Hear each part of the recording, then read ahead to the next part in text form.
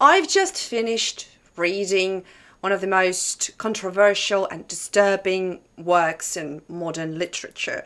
It was kind of sitting on the shelf for decades after being written. This work was completed in 1969, as a matter of fact, but published in 95. So this is a deliberately extreme, transgressive, and deeply disturbing piece of work that I believe is intended more as this confrontation than a conventional narrative, if you know what I mean. Hog by Samuel R. Delany. Let's speak about it real quick. Welcome to Check That Book, a special place on YouTube where you and I get acquainted with some of the most provocative and disturbing works of art ever created. And by works of art, I mean art in this grand sense. Today it is a book, like it used to be on this channel, right? And we're still sticking to the unorthodox literature, and my gosh, if you've missed the transgressive and the unsettling, then yeah, today is that day. Today is that sort of work. Well, we have Hog that contains graphic and explicit depictions of violence, abuse, but mainly sexual acts. Now, there's been a bit too much of sexual themes on this channel as of late. If you know what I'm talking about, then you know what I'm talking about. Then you most likely have seen my previous video on one of the most provocative perfumes ever created that is considered to be disturbing as well, Seidonezo by Nasomatha. If you haven't seen me test this one out, then I highly recommend you do so. It was fun. The link will be in the description. But today we're talking about a transgressive piece of literature. Now, this book is not entertaining whatsoever. To me, it wasn't. It was, I think it is this provocation. It's kind of like a political / philosophical provocation. And also in its descriptions of sexual violence and sex, well, it might be a hot take if you are a fan of Delany's works, but I get exhausted when there's too much of something. Like when there's too much of everything, that can be interesting. That can make you nauseous, sure, and you might have trouble focusing on the book or the film or the game. Yes, we go through lots of stuff here, including disturbing video games. But I digress. In this particular book, I felt like there's too much of one reoccurring theme, and I just got exhausted real quick. Not because I've had quite a lot of it on my channel as of late, but because it's just, I don't like it.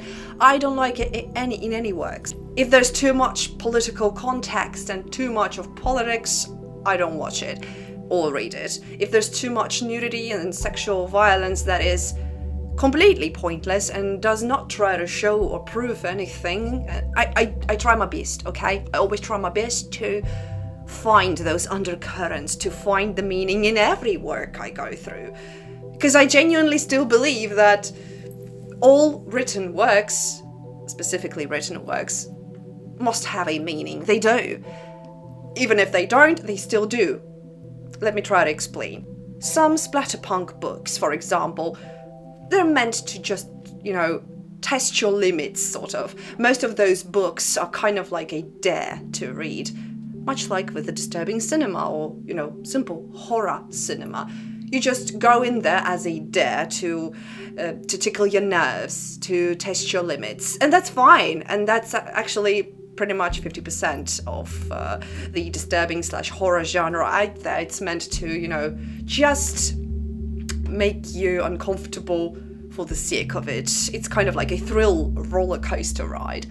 But the other half, to me at least, I see it as a provocative message, just an outright provocation, a method to deliver a thought, or philosophize, and I like that.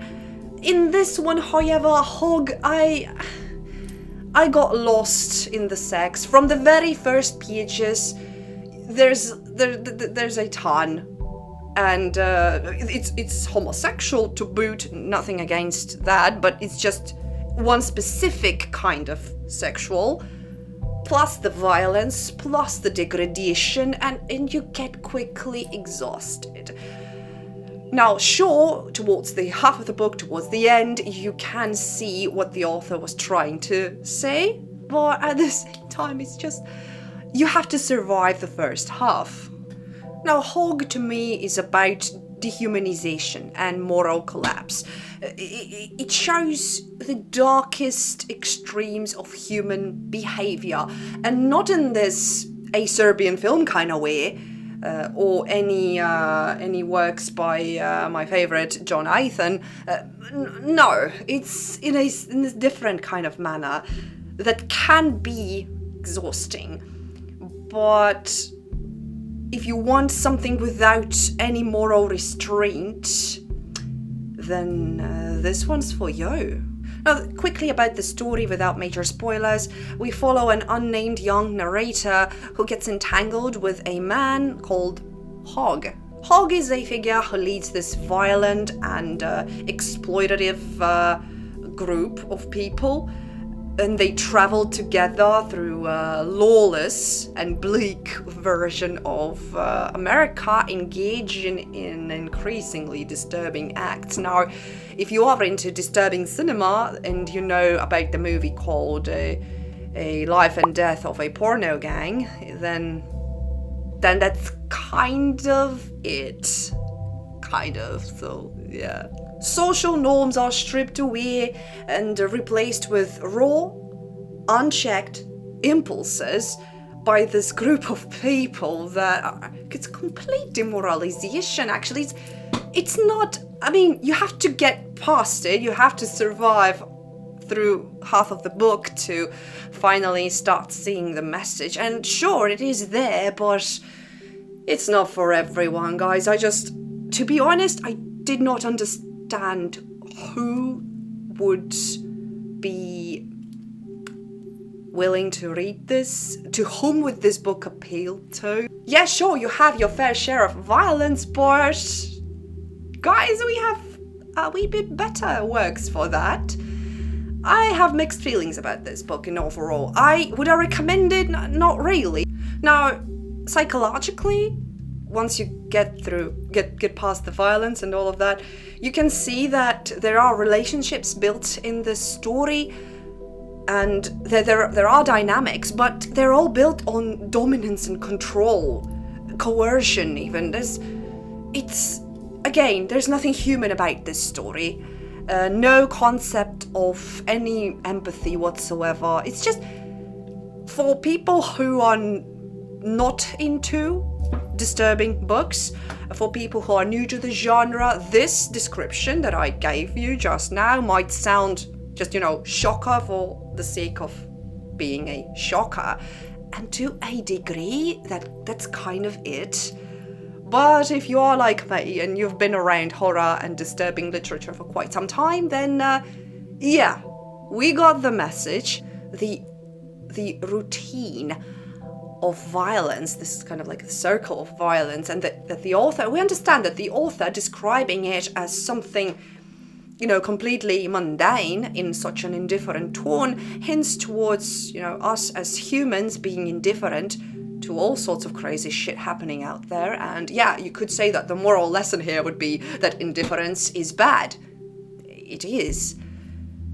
But that's just me. I'm trying to find meaning in every work, especially in every disturbing work. So, a critique of power structures, perhaps, and I don't know, the book is very anti-idealistic, which might be a good eye-opener to some.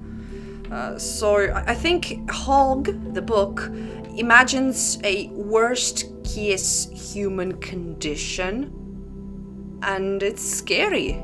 It's scary. It's scary because it might be real one day. So if we think about it in this regard, then yeah, It's not meant to be enjoyed, this book. It's an extreme work that is deliberate. It's pushing the boundaries of not just literature, but the acceptability of us humans. So how much can we take and how much can we imagine what is morally right or wrong, and how bad can it all get? So I think this showcase of moral and social and psychological collapse, I think it's, yeah, it has its place, it has its niche of its own within the bigger niche of the disturbing literature itself. So yeah, you can check it out, but just be prepared for lots of stuff that I mentioned. So trigger warnings as well. It's quite descriptive. It's not fun, but most of these books aren't meant to be. And that was my wee introduction to one extreme, graphic, and uncomfortable book that I've recently finished called Hog. Do with it as you might. Meanwhile, I thank you all so much for watching. If you like unorthodox content, please consider giving this video a boost in the form of an erect thumb, and make sure to subscribe for more. Take care of yourselves and your loved ones, ladies and gentlemen, and make sure to visit my brand new website. Yes, I have my own website now. It's so much more comfortable to look into the projects and the stuff I do through that website. So the link will be in the description, and it's also in the description of the channel. So make sure to visit me there as well. And I thank you all, and I shall see you all as soon as possible. Goodbye. Cheers.